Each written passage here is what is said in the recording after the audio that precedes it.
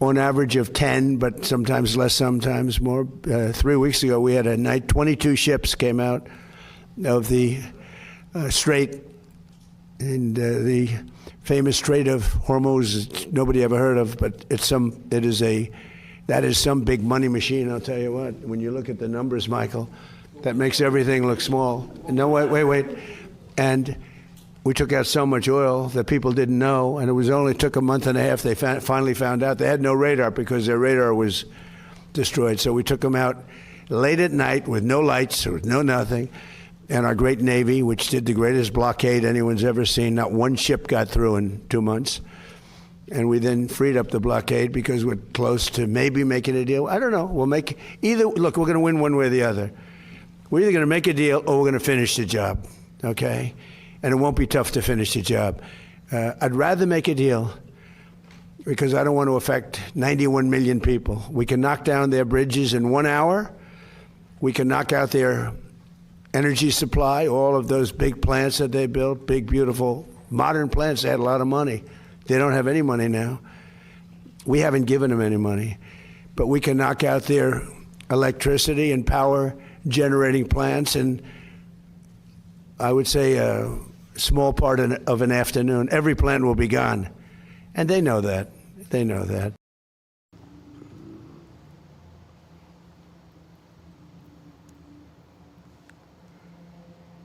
The global Flashpoints. Strategic update. The streets to protest this attack on Iran. Now, Iran's retaliatory strikes on a host of U.S. allies in the region have also signaled the regime's plan to fight back more aggressively, perhaps, than they did the last time. And also a protracted conflict in the Middle East, as you just mentioned, which could impact Trump's other priorities in the region as well, be it rebuilding Gaza or strengthening ties with Saudi Arabia. While it could also alienate supporters back home at a time when the president's approval ratings have taken a hammering. Now, how calculated of a risk do you think it is, Dr. Laris? What I want to say is, the Trump administration did really go to its security allies and partners in the region before it made a move. I cannot believe there was any leader in the Gulf that did not know this was coming. You do not send aircraft carriers, you do not divert them from the Asia Pacific, which is a priority for the United States, to the Middle East if you're not going to use them.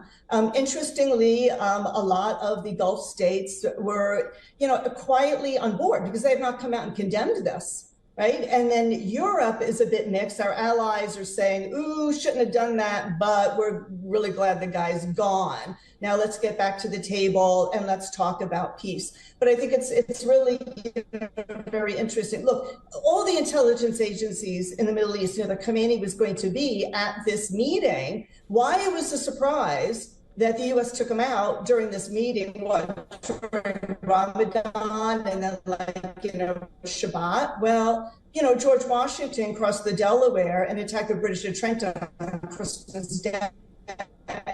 So it's not like the United States is above doing stuff like this. And if it didn't have the blessing of our allies, it certainly had their knowledge. For this strategic briefing.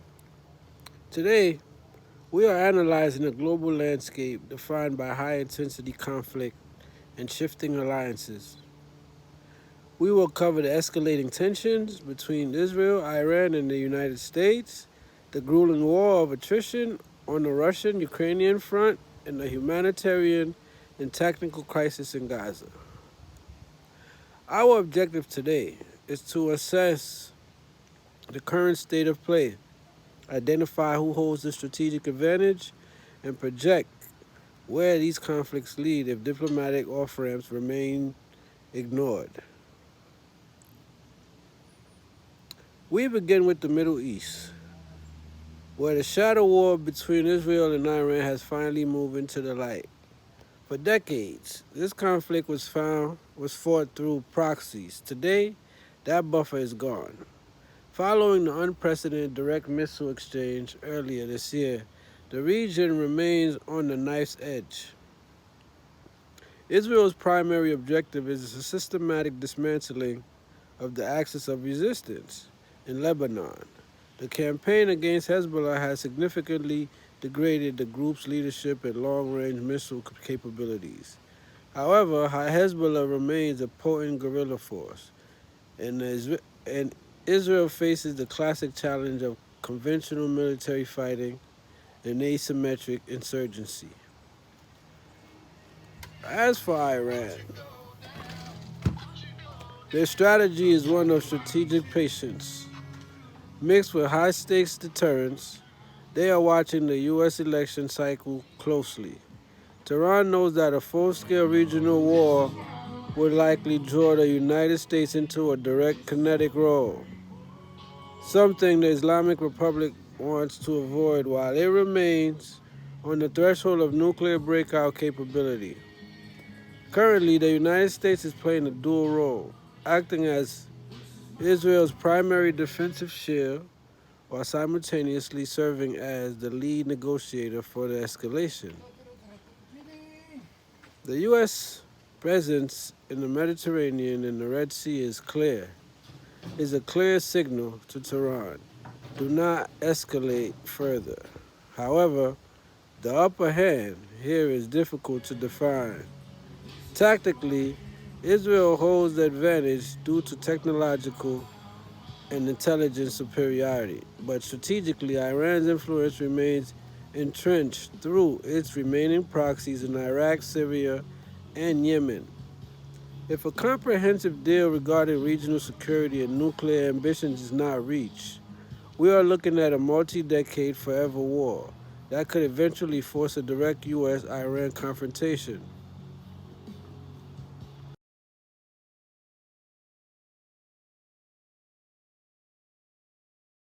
We break down the latest news. We begin in Ukraine, where a massive Russian attack that began with 8 bombers targeting Kiev ended with, according to the Ukrainians, the following damage. We saw 351 attack and decoy drones launched. We saw 25 ballistic missiles, the Iskander M, 8 hypersonic missiles, the Zircon, 25 cruise missiles, the X-101, the Iskander K, 6 of those, and 6 cruise missiles, the Caliber. And at one point, there was about 20 ballistic missiles that were launched in just a matter of 15 minutes. Now, Andre, this comes, hold on one second. This comes as Konstantinovka had been liberated just days before, and Zelensky, hours before this strike, had warned that they were defenseless against this coming attack. And that ended up being true, as 0 defense interceptors ended up striking down any of these missiles in particular. Andre, maybe you can help us understand the mechanics of this attack. And also, this is the second one in about 4 days, which indicates a level of escalation. I'm wondering if you can help us understand why and what the actual effect of these strikes are. There is nothing really to understand there. It has been very clearly stated after the terrorist act of NATO against Starobelsk students killing children that now it's going to be constant. And so I don't know what to say about it, because Russians had enough, because when you kill children, that pretty much tells you everything you need to know about who they are and who controls a Kiev regime. And so that will continue, and sometimes it will increase in intensity, sometimes it will lower itself a little bit, but it's consistent. That was the term used by Vladimir Putin, Sergei Lavrov, and all kinds of the Russian top brass. Yeah, that's consistent, and they will be doing this now nonstop. And yeah, the gloves came off in a sense that regime has to be demolished completely. And what can I say? MRAO, which is massive missile aviation strike, it's combined strike. That means what it's being launched from the different means, be them the ground complexes, Navy, Russian Black Sea Fleet strikes Ukraine constantly. Yeah, this the fleet which is allegedly sunk. You know, we understand that. So, and yeah, that's what it is. They obviously generate targets. They know the targets most of the time. But the difference now is they don't care anymore if you have the Kiev population and diplomatic corps have been warned from the get-go after Starobilsk to get the hell out of Kiev. So, and this time Russians are not avoiding those targets, which is standard for NATO, hide behind the civilian backs. They blockade whatever they left in terms of the air defense. They still do have some. It's not good. Like we have now the videos of them failing to intercept anything. And yeah, this will continue while the basically pulverization or extermination of the remnants of the armed forces of Ukraine will continue on the front line. And yeah, I don't know what did they expect. Russians have been patient enough. They have been playing this diplomatic game, and that's what you do. That's what. We now turn our attention to the European theater, the Russian-Ukrainian front. As we enter the third year of this full-scale invasion, the conflict has become a war of industrial capacity and political will. Currently, Russia holds the tactical initiative. Following the fall of key eastern strongholds, Russian forces are making incremental costly gains in the Donbass. Moscow has successfully pivoted its entire economy to a war footing, supported significantly by North Korean munitions and Chinese dual-use technology. Ukraine, conversely, is facing a critical crossroads. While the arrival of F-16s and constant Western artillery shipments have stabilized the lines, Ukraine is struggling with manpower shortages and the uncertainty of future American political support. The recent Ukrainian incursions into Russian territory, such as the Kursk operation, were designed to force Russia to divert troops and to gain leverage for future negotiations. See who is winning? So who is winning the Ukraine war? So who is winning in Ukraine? In the war of attrition, the side with more resources and less domestic sensitivity to casualties often has the edge. Currently, that is Russia. However, Russia is winning at a price that may hollow out its long-term economic future. Ukraine is winning in terms of sovereign survival, but it is losing the ability to reclaim all its territory through military force alone. If a negotiated settlement, likely involving some form of territorial freeze, is not reached in the next 12 months, we are looking at a frozen conflict similar to Korean Peninsula. This would leave Ukraine as a highly militarized Western bulwark, while Russia remains a pariah state to the west, further cementing the new Iron Curtain.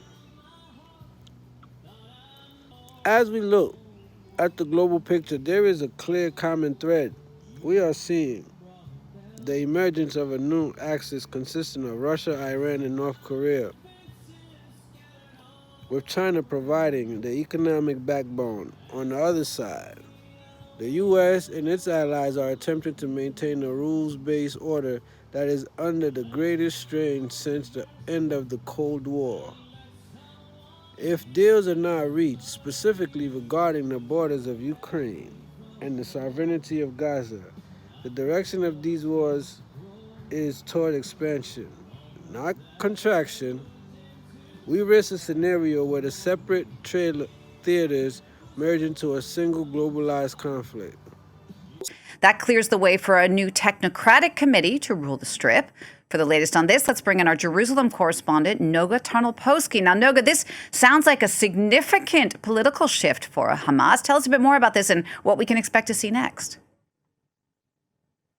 Well, it's really, for now, an unclear picture. What we have for now is an announcement, and the announcement itself, I have to say, does leave more questions open than resolved. For example, it appears not to make any reference at all to Hamas's military wing that really de facto is ruling in Gaza, and it announces the dissolution of this so-called committee, the de facto government since Hamas took over Gaza in 2016, but says that it's the ministers and the employees of this Hamas government will stay in place for now in a sort of temporary governing situation. We're also hearing from the Israeli newspaper Haaretz that it appears that Israel will, for now at least, hasn't changed its mind and will continue not to allow the members of the Palestinian technocratic government, the one that really is supposed to replace Hamas, according to Donald Trump's ceasefire deal for Gaza. Israel's apparently still not going to allow them in. And that would render this Hamas statement even more meaningless because it means no one will be stepping into Gaza to replace Hamas, either as a civilian administration or as a military force. Noga, what are the living conditions like at the moment in Gaza? The ceasefire between Hamas and Israel has been in place since last October. Have things improved for people in Gaza? Well, things have absolutely improved because until October, Gaza was a situation in which civilians were living in an active war zone, a really extraordinarily destructive situation. That has improved, but the prospects for Gaza and daily life for Gazan really remain absolutely without hope and without any off ramps right now, without any opening. Gazans have been able to leave, some of them into Egypt via Rafah. That was previously not possible for them. But Gazans have been pushed into an ever smaller area of Gaza that is run by Hamas, about 30% of Gaza right now. That's it for a population of more than 2 million that was already one of the densest populations on earth when they had the entire Gaza Strip to live in. There is a growth of a sort of Israeli-Palestinian mafias organizing illegal importations into Gaza. So there's a lot of sort of gang.